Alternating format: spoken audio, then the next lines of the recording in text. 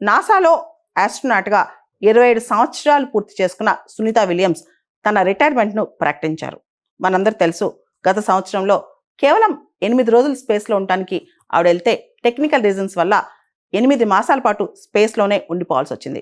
Indian origin Sunitha Williams ఆ grit కానీ determination కానీ చూసి అందరూ ఆశ్చర్యపోయారు.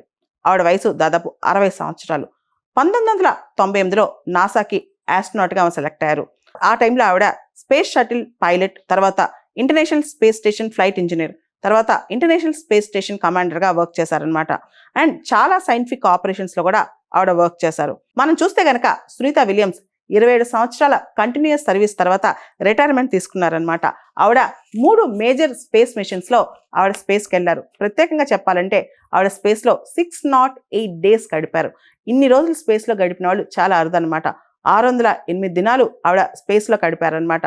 ప్రధానంగా క్యుములేటివ్ టోటల్ డేస్ చూసుకుంటే కనుక నాసా ఆస్ట్రోనాట్స్లో ఈవిడది one of the top cumulative total days in the space అనమాట. 608 డేస్ ఆవిడ స్పేస్లో గడిపారనమాట. టోటల్ స్పేస్ వాక్ దాదాపు 62 గంటలు చేశారనమాట. మొత్తం 9 స్పేస్ వాక్స్ చేశారు ఆవిడ. దానిలో మొత్తం 9 కలిపి 62 గంటల పాటు ఆవిడ స్పేస్ వాక్స్ చేశారనమాట. ప్రపంచవ్యాప్తంగా మనం చూసుకుంటే కనుక ఉమెన్ ఆస్ట్రోనాట్స్, మహిళా వ్యోమగాముల్లో ఇంత టైం స్పేస్ వాక్ చేసిన మొదటి మహిళ ఈవిడ అనమాట.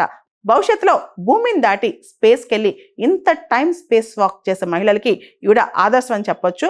భవిష్యత్తులో చాలా మంది మహిళలు ఈవిడని చూసి ఆస్ట్రోనాట్ అవడానికి ఇన్స్పైర్ అవుతారని కూడా చాలా మంది ఆశిస్తున్నారనమాట.